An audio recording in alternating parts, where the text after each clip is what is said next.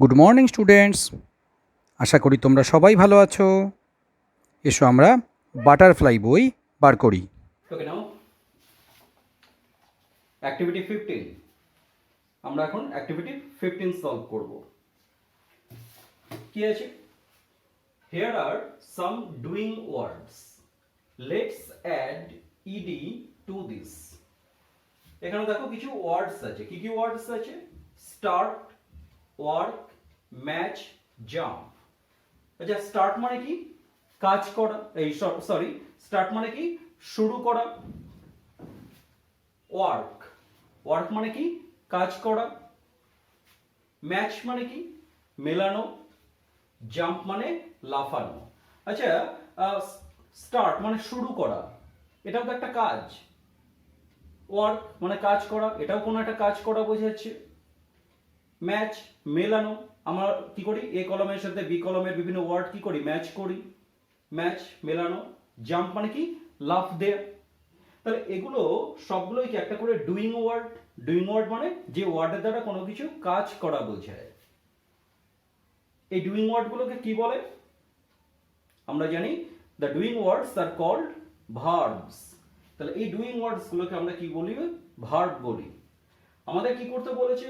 এই ডুইং ওয়ার্ডগুলোর সাথে কি যোগ করতে বলেছে? ইডি যোগ করে ওয়ার্ডগুলোকে আবার লিখতে বলেছে। তাহলে আমরা স্টার্টের সাথে যদি ইডি যোগ করি তাহলে ওয়ার্ডটা কি দাঁড়াবে? স্টার্টেড।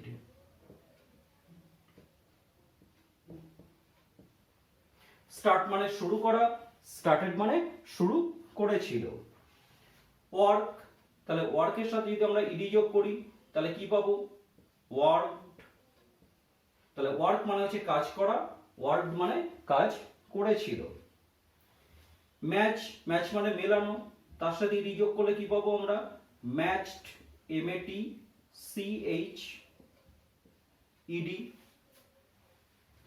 জাম্প, জাম্প মানে লাফ দেয়া, তাহলে তার সাথে ইডি যোগ করলে আমরা কি পাবো? জাম্পড। তাহলে আমরা একটা জিনিস পেলাম, এগুলো তো ভার্ব, ডুইং ওয়ার্ডস, তার সাথে আমরা ইডি যোগ করলাম। তাহলে এই ভার্বগুলোর সাথে আমরা ইডি যোগ করলে, স্টার্টের সাথে ইডি যোগ করলে স্টার্টেড পেলাম, ওয়ার্কের সাথে ইডি যোগ করলে ওয়ার্কড পেলাম, ম্যাচের সাথে ইডি যোগ করে ম্যাচড পেলাম, জাম্পের সাথে ইডি যোগ করে জাম্পড পেলাম। এগুলো সব কি হয়ে গেল? এই ভার্বগুলোর পাস্ট ফর্ম। তাহলে এই ভার্বগুলোর যে প্রেজেন্ট ফর্ম রয়েছে তাদের সাথে আমরা ইডি যোগ করে পাস্ট ফর্ম পেয়ে গেলাম। তাহলে যখন আমরা এইভাবে ইডি যোগ করে পাস্ট ফর্ম পাই তখন এই ভার্বগুলোকে আমরা কি বলি? Regular verb. এই ভার্বগুলোকে আমরা কি বলতে পারি? এদেরকে আমরা বলতে পারি regular verb.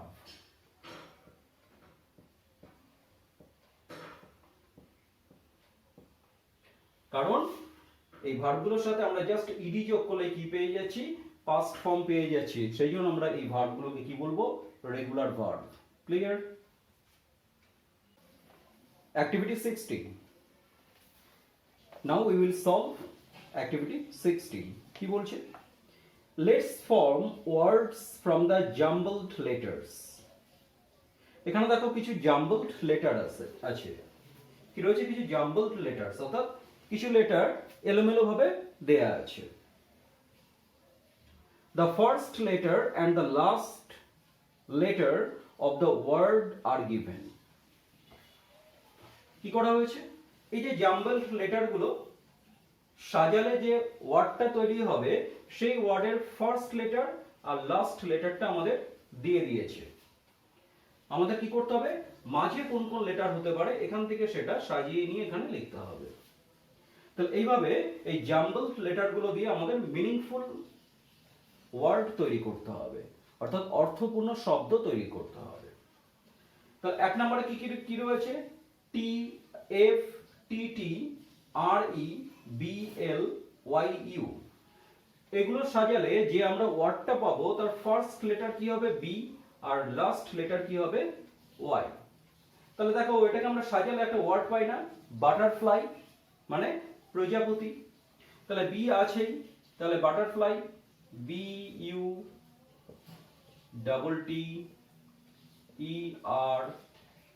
F L Y তো দেয়াই আছে, তাহলে দেখো বি, এই বি, ইউ, এই যে ইউ, দুটো টি, ই আর, এই যে ই আর, তারপর এফ, তারপর এল, ওয়াই, বাটারফ্লাই। তাহলে আমরা ফার্স্ট জাম্বল লেটার্স গুলোকে অ্যারেঞ্জ করে আমরা একটা মিনিংফুল ওয়ার্ড পেয়ে গেলাম, সেটা কি পেলাম? বাটারফ্লাই। নেক্সট কি আছে? L E U Q R S R I, এদেরকে সাজালে যে ওয়ার্ডটা হবে তার ফার্স্ট লেটার হবে এস আর লাস্ট লেটার হবে এল। তাহলে এস দিয়ে শুধু একটা ওয়ার্ড আমরা এই টেক্সটে পেয়েছি, সেটা কি ছিল? স্কুইরেল। স্কুইরেল মানে কাঠবিড়ালি। তাহলে স্কুইরেল আমরা যদি হয়, এখানে দেখি তো স্কুইরেল হয় কিনা। তাহলে এস, তারপরে কি হবে? কিউ ইউ,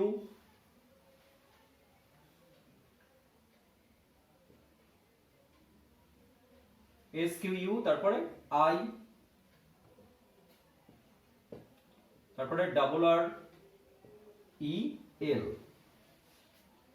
তাহলে এস কিউ, কিউ পেলাম, তারপরে ইউ, ইউ পেলাম, তারপরে আই, তাহলে আই পেলাম, তারপরে এই একটা আর এই একটা আর, দুটো আর, তাহলে পড়বো দুটো আর, তারপর ই, এই যে ই, তারপরে এল। তাহলে কি পেয়ে গেলাম আমরা? স্কুইরেল। স্কুইরেল মানে কাঠবিড়ালি। নেক্সট নাম্বার 3 কি আছে? টি আর সি ই এ আর ই ইউএস, যে ওয়ার্ডটা তৈরি হবে তার ফার্স্ট লেটার হবে সি আর লাস্ট লেটার হবে কি? এস। তাই এদেরকে আমরা যদি অ্যারেঞ্জ করি তাহলে কি পাই? একটা ওয়ার্ড ক্রিয়েচার্স। সি আছে, creature, C R E A T U R E S. তাহলে তো সি, সি পেয়ে গেলাম, আর এই যে আর পেয়েছি, এ, এই যে এ পেয়েছি, টি, টি পেলাম, ইউ, ইউ পেলাম, আর আরেকটা আর, এই আরেকটা আর পেলাম, ই, এই যে ই পেলাম, এস, এই যে এস। তাহলে কি হয়ে গেল? Creature, C R E A T U R E S, creatures. Creatures মানে বিভিন্ন পশু প্রাণী, তাদেরকে কি বলছি আমরা? ক্রিয়েচার্স। Next number 4। নাম্বার 4 এ আমরা যে ওয়ার্ডটা পাবো তার ফার্স্ট লেটার কি হবে? টি আর লাস্ট লেটার কি হবে? আর। তাহলে এখানে আমরা সাজালে কি পাই? দেখো দেয়ার আফটার, দেয়ার আফটার ওয়ার্ডটা আমরা পাই না? টি, টি এর পরে H, T H E R E, thereafter, A F T E R, thereafter মানে তারপরে। তাহলে নাম্বার 4 এই লেটারগুলোকে অ্যারেঞ্জ করে কি পেলাম আমরা? দেয়ার আফটার মিন্স তারপরে। Next number 5। নাম্বার 5 এ আমরা কি পাবো? যে ওয়ার্ডটা তার ফার্স্টে কি পাবো? ইউ আর লাস্টে কি পাবো? ডি। তাহলে এদেরকে আমরা সাজালে একটা ওয়ার্ড পাই, সেটা হচ্ছে understood. U N D E R S T double O D. তাহলে U, U, N, N, D, D, E R, S, S, T, T, double O, এই দুটো ও, ডি, লাস্টে ডি। আন্ডারস্টুড। আন্ডারস্টুড মানে বুঝতে পেরেছিলাম। তাহলে আমরা পাঁচটা ওয়ার্ড পেয়ে গেলাম। নাম্বার 1 পেলাম কি? Butterfly. Number 2 squirrel. Number 3 creatures. Number 4 thereafter, and number 5 understood. Okay, now activity 7 কি বলছে? Let's match words with their opposites. বলছে let's match words with their opposites. Opposites মানে বিপরীত শব্দ। আমরা এখানে দেখছি দুটো কলাম আছে, এ কলাম এন্ড বি কলাম। এ কলামে কয়েকটা ওয়ার্ড আছে, যে ওয়ার্ডের অপোজিট ওয়ার্ডগুলো কোথায় দেয়া আছে? বি কলামে দেয়া আছে। আমাদেরকে কি করতে হবে? এ কলামের ওয়ার্ডের অপোজিট ওয়ার্ডের সাথে বি বি কলামে যেটা অপোজিট ওয়ার্ড তার সাথে ম্যাচ করতে হবে। One is done for you, আমাদের জন্য একটা করে দেয়া আছে, কিরকম? যেমন দেখো হ্যাপি, হ্যাপি মানে কি? খুশি। তাহলে হ্যাপির অপোজিট কি হবে? স্যাড। হ্যাপির বিপরীত শব্দ স্যাড। তার জন্য আমরা হ্যাপি থেকে স্যাড পর্যন্ত কি করেছি? একটা অ্যারো মার্ক দিয়েছি। তাহলে প্রথমে দেখি কি আছে? ওল্ড। ওল্ড মানে কি? পুরনো। তাহলে ওল্ড এর অপোজিট ওয়ার্ড কি? অল্প বয়সী। তাহলে সেটা কি হবে? ইয়াং। তাহলে আমরা ওল্ড থেকে কি করব? ইয়াং পর্যন্ত একটা তীর চিহ্ন দেব। Next sharp, SHARP। শার্প মানে ধারালো, তীক্ষ্ণ। তাহলে ধারালোর অপোজিট কি? ব্লান্ট, ভোঁতা। তাহলে আমরা কি করব? শার্প থেকে ব্লান্ট পর্যন্ত একটা তীর চিহ্ন দেব। Next finish. ফিনিশ মানে শেষ করা। তাহলে শেষ করার অপোজিট বিপরীত শব্দ কি? শুরু করা, দ্যাট ইজ স্টার্ট। তাহলে আমরা কি করব? ফিনিশ থেকে স্টার্ট পর্যন্ত একটা তীর চিহ্ন দেব। Next sweet. সুইট মানে মিষ্টি। তাহলে মিষ্টির অপোজিট কি? তিতো। তাহলে সুইটের অপোজিট কি হবে? বিটার। তাহলে আমরা এই কলামের ওয়ার্ডগুলোর অপোজিট ওয়ার্ড পেয়ে গেলাম। Old opposite young, sharp opposite blunt, finish opposite start, sweet opposite bitter, happy opposite sad. Okay, activity 18 কি বলেছে দেখো? Activity 18, write the missing letters in the empty boxes to make meaningful words. এখানে দেখো কিছু box দেয়া আছে এবং তার মধ্যে কিছু কিছু বক্স এমটি, ফাঁকা রয়েছে। আমাদেরকে কি করতে হবে? এই এমটি বক্সে লেটার বসাতে হবে, ABCD এরকম যেটা দরকার, যাতে করে একটা মিনিংফুল ওয়ার্ড তৈরি হয়। যেমন দেখো আমরা যদি এখান থেকে স্টার্ট করি, প্রথমে কি আছে? S-A-P। আবার এইভাবে যদি সাজাই তাহলে কি হবে? -ME। আমরা যদি এখানে H বসাই তাহলে দেখো এই বরাবর একটা ওয়ার্ড তৈরি হয়ে গেল। কি হলো? HOME, home. হোম মানে বাড়ি, ঘর। আবার দেখো এখানে তাহলে কি হচ্ছে? SHA, এখানে যদি আমরা একটা R বসাই তাহলে কি হয়? SHARP, sharp. শার্প মানে তীক্ষ্ণ।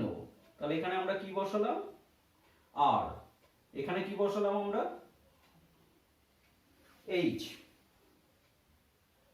আচ্ছা, এবার আমরা যদি এই বরাবর বসাই তাহলে এখানে যদি আমরা একটা S বসাই, SQUI, আর এখানে যদি আবার আরেকটা R বসাই তাহলে কি দাঁড়ালো? SQUI RREL, squirrel. স্কুইরেল মানে কাঠবিড়ালি। তাহলে আমরা এই বরাবর একটা ওয়ার্ড পেয়ে গেলাম, কি পেলাম? স্কুইরেল। এবার আমরা এইবার বড় চিন্তা করি,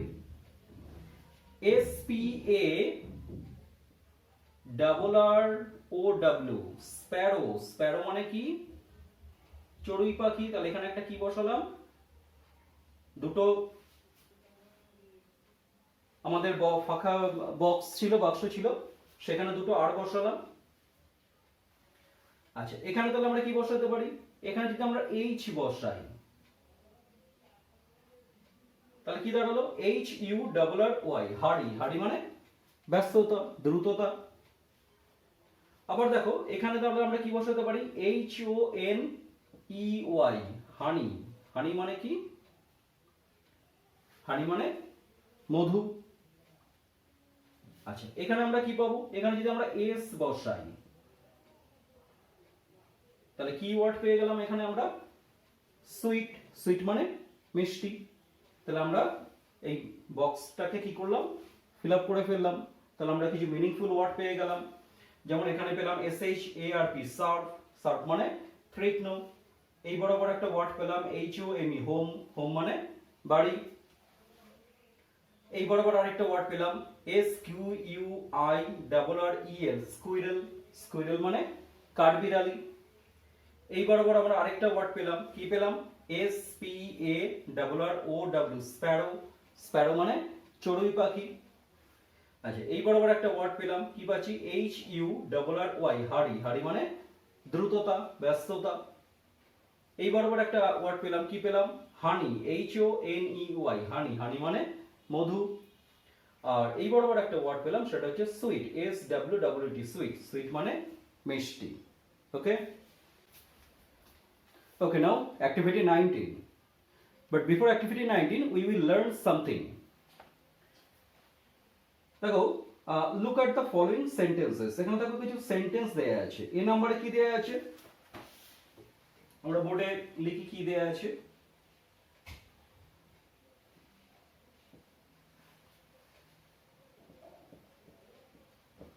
It is our home. দেখো, ইট ইজ আওয়ার হোম, এটা হয় আমাদের বাড়ি। এই আওয়ার শব্দটা দিয়ে কি বোঝাচ্ছে? এই বাড়িটা কাদের? আমাদের, অর্থাৎ আমাদের অধীনে রয়েছে বাড়িটা। তাহলে it is our home. B নম্বরে কি দেয়া আছে? হি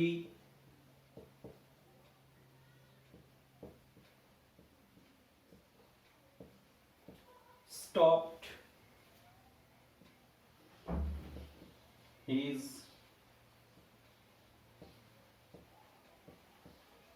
work. কি আছে? হি স্টপড হিজ ওয়ার্ক, সে তার কাজ বন্ধ করেছিল। কাজটা কার? তার। তাহলে হিজ দিয়ে কি বোঝাচ্ছে? কাজটা কার? তার। নাম্বার সি তে কি আছে? দে all came back to their tree. দেখো কি আছে? they came back to their tree, তারা তাদের গাছে ফিরে গেল। কাদের গাছে? তাদের। তাহলে দেয়ার দিয়ে কি বোঝাচ্ছে? গাছটা কাদের? তাদের। তাহলে আওয়ার বলতে আমাদের, অর্থাৎ বাড়িটা কি আমাদের দখলে। হিজ ওয়ার্ক, তার কাজ, কাজটা কার? তার। দেয়ার ট্রি, কাদের গাছ? তাদের। তাহলে এই আওয়ার, হিজ, দেয়ার এগুলো দিয়ে কি বোঝাচ্ছে? কোন একটা জিনিস কারোর অধীনে রয়েছে সেটা বোঝাচ্ছে। তাহলে এরকম আরো কিছু ওয়ার্ড আমরা পেতে পারি, যেমন মাই। মাই মানে কি? আমার। ইয়োর। ইয়োর মানে কি? তোমার। ইটস। ইটস মানে ইহার। এবং হার। হার মানে তার। মেয়েদের ক্ষেত্রে তার বসে, আর ছেলেদের ক্ষেত্রে হিজ বসে। তাহলে এই ওয়ার্ডগুলোকে জানো তো আমরা কি বলি? এগুলো এক ধরনের অ্যাডজেক্টিভ। এদেরকে আমরা জানো তো কি বলি? এদেরকে আমরা বলি পজেসিভ অ্যাডজেক্টিভ। এদেরকে আমরা বলি পজেসিভ অ্যাডজেক্টিভ।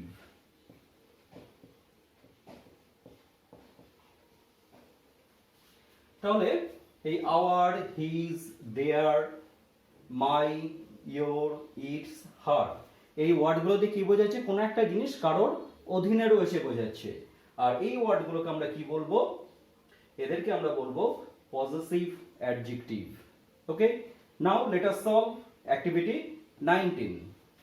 ওকে, তাহলে আমরা কি কি পড়লাম এর আগে? পজেসিভ অ্যাডজেক্টিভস কোনগুলো? My, our, their, his, her, its. এবার কি বলছে activity 19? fill in the blanks with the words given in the help box. এই যে হেল্প বক্সে কি দেয়া আছে? কিছু ওয়ার্ড দেয়া আছে, যেমন মাই। মাই মানে আমার। ইয়োর মানে তোমার। আওয়ার মানে আমাদের। ইটস মানে ইহার। হিজ মানে তার। হার মানে তার। হিজ আর হারের মধ্যে পার্থক্য কি না কোনো ছেলেদের ক্ষেত্রে কি বোঝায় হিজ আর মেয়েদের ক্ষেত্রে কি হয় হার আর দেয়ার মানে তাদের তাহলে আমাদের এই হেল্প বক্সে যে পজিটিভ অ্যাডজেক্টিভ গুলো দেয়া আছে আমাদের কি করতে হবে এদের দিয়ে এই ফিলিং দ্য ব্ল্যাঙ্কস গুলো করতে হবে কোশ্চেন নাম্বার 1 কি আছে উই লাভ আমরা ভালোবাসি ড্যাশ স্কুল আমরা ভালোবাসি কাদের স্কুল কাদের বিদ্যালয় আমরা আমাদের বিদ্যালয়কে ভালোবাসি তাহলে আমাদের ইংরেজি কি আওয়ার তাহলে এখানে আমরা কি লিখব আওয়ার